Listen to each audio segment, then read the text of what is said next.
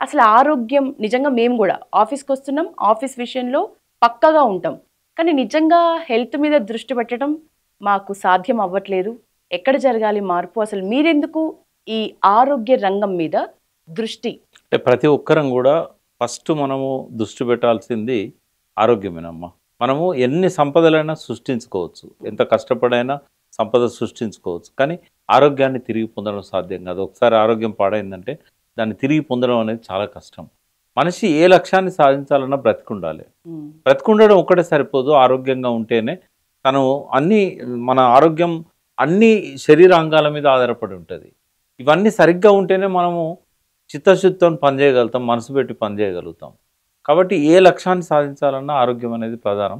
అంటే రాజకీయాలు చెప్పే వాళ్ళు ఉన్నారు, తర్వాత వెనకటి నుంచి చరిత్రలు ఉన్నాయి, చదువుకొని నేర్చుకొని చేసుకుంటారు. కానీ మనకు దౌర్భాగ్యం ఏంటంటే మన తల్లిదండ్రులకు కానీ మన తాతలకు కానీ ఇప్పుడున్న మన పిల్లలకు కానీ ఈ అవగాహన అనేది చాలా తక్కువ ఉంది. కొంత మన పూర్వతరాలు బెటర్ అనిపిస్తుంది మనకంటే. ఇంత సైన్స్ అండ్ టెక్నాలజీ ఇంత డెవలప్ అయ్యి ఇప్పుడు గూగుల్ మన చేతిలో ఉంది, ఎన్నో హెల్త్ టిప్స్ మనకు దొరుకుతున్నాయి, కానీ ఏది కరెక్ట్ ఏది రాంగ్ తెలియదు.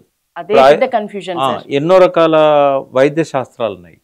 అలోపతి వచ్చింది, హోమియోపతి వచ్చింది, సిద్ధ వైద్యం ఉన్నది, ఆయుర్వేదం ఉన్నది, యునాని ఉంది, హోమియోపతి ఉన్నది. ఏది తేల్చుకోలేని పరిస్థితి. మళ్ళీ ఒక రంగంలో ఉన్న డాక్టర్లే విభిన్నమైన అభిప్రాయాలు వ్యక్తం చేస్తారు. ఎక్కడికక్కడ సెగ్మెంట్ వైజ్గా అయిపోయింది హెల్త్ అనేది. కన్ను డాక్టర్ వేరే ఉంటాడు, పన్ను డాక్టర్ వేరే ఉంటాడు, బీపీ డాక్టర్ వేరే ఉంటాడు, షుగర్ డాక్టర్ వేరే ఉంటాడు, థైరాయిడ్ డాక్టర్ వేరే ఉంటాడు. ఇప్పుడు మనిషి వెనకటి రోజుల్లో వెంకట నరసాయ అని ఒక మామూలు పద్మశాలి అతను మా ఊర్లో ఆర్ఎంపీ అని ఏం చదివిండో మాకు తెలియదు. కానీ కొన్ని దశాబ్దాల పాటు మా ఇంట్లో ఎవరికి ఏది వచ్చినా కూడా వాళ్ళ గురించి, వాళ్ళ ఆరోగ్యం గురించి సంపూర్ణమైన అవగాహన ఆయనకు ఉండేది. అంతే, ప్రతి ఒక్కరి గురించి, నా ఒక్క ఫ్యామిలీ కాదు ఊరు మొత్తం గురించి.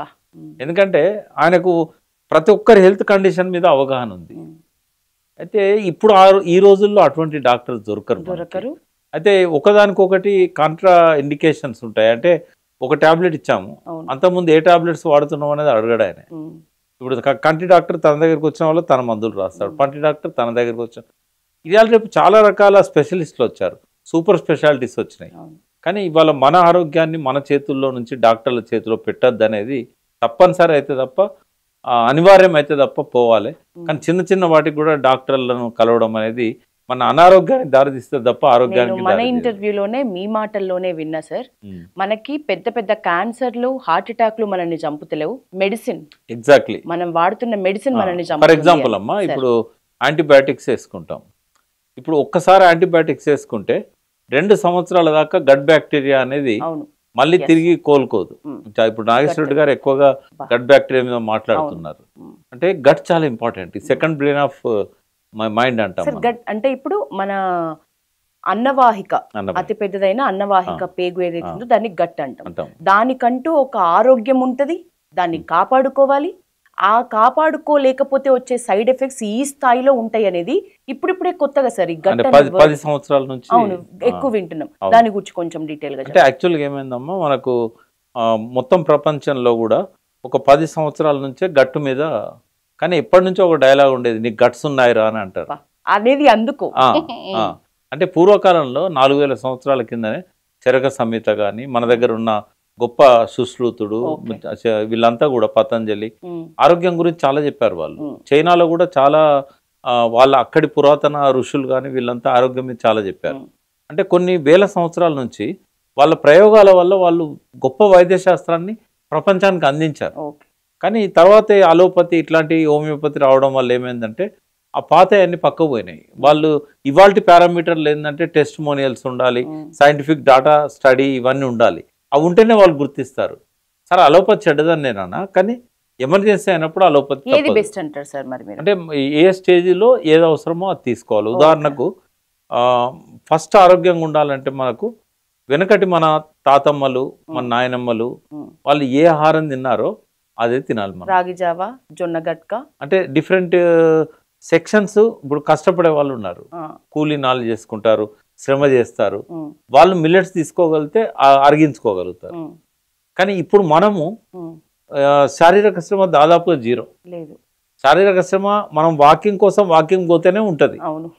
కాబట్టి మనము మిల్లెట్స్ తీసుకుంటే అరిగించుకునే పరిస్థితిలో మనం ఉండం. ఏది తీసుకున్నా మార్నింగ్ టైంలో తీసుకుంటే కొంత డైజెషన్ అవుతుంది.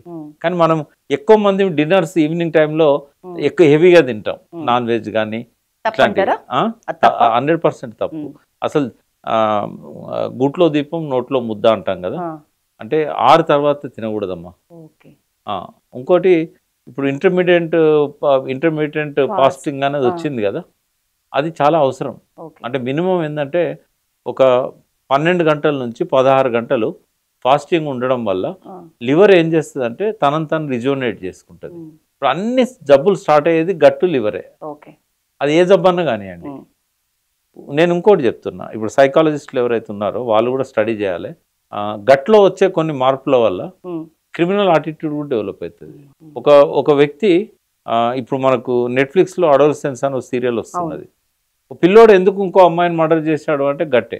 అవును, ఇది స్కూల్లో కూడా ఇప్పుడు ప్రిఫర్ చేస్తున్నారు సార్, పిల్లల్ని చూడమని చెప్తున్నారు ఈ సిరీస్ ని పర్టికులర్ గా. అయితే గట్ అనేది చాలా ఇంపార్టెంట్ అమ్మా. ఇప్పుడు మన బాడీలో కొన్ని హార్మోన్స్ ఫంక్షన్ చేస్తుంటాయి. ఈ హార్మోన్స్ ఇంపాక్ట్ మన శరీరంలో అన్ని భాగాల మీద ఉంటుంది, బ్రెయిన్ మీద కూడా ఉంటుంది. అందులో రిలీజ్ అయ్యి ఇప్పుడు కార్టిజాల్ అని ఒక హార్మోన్ రిలీజ్ అవుతుంది, మార్నింగ్ టైంలో రిలీజ్ అవుతుంది. అంటే ఎందుకు రిలీజ్ అవుతుంది అంటే వెనకటి రోజుల్లో యుద్ధానికి పోయేటోళ్ళు, లేకుంటే యుద్ధాల కంటే ముందు వేటకు పోయేటోళ్ళు.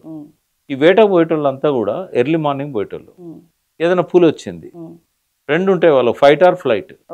అంటే దాంతో కొట్లాడన్నా దాన్ని చంపాలి, లేదంటే పరిగెత్తాలి.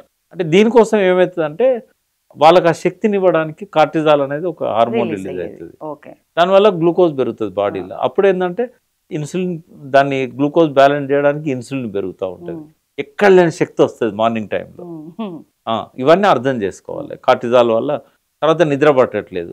నిద్ర ఎందుకు పట్టదు అంటే రాత్రి మన స్క్రీన్ టైం ఎక్కువ అవుతుంది. రాత్రి పడుకునేదాకా సెల్ ఫోన్ టీవీ చూస్తున్నాం. లైటింగ్ ఎప్పుడైతే ఎక్కువ ఉంటుందో మెలటోనిన్ అనేది రిలీజ్ కాదు బాడీలో, బ్రెయిన్ కంటే ఎక్కువ గట్స్లో అది రిలీజ్ అవుతుంది ఎక్కువ. మెలటోనిన్ అనేది ఉంటేనే నిద్ర వస్తుంది, లేకపోతే రాదు. హ్యాపీ హార్మోన్ అంటాం, డోపమైన్, తర్వాత సెరటోనిన్ అని, ఇవన్నీ కూడా డే టైంలో రిలీజ్ అవుతాయి. నైట్ టైంలో వచ్చేది మెలటోనిన్. అంటే సర్కేడియన్ రిథమ్ అని అంటాం. అంటే మన జీవితంలో ఒక క్రమశిక్షణ ఉండాలి. రోజు అదే టైం పడుకోవాలి, మార్నింగ్ అదే టైంకి లేవాలి.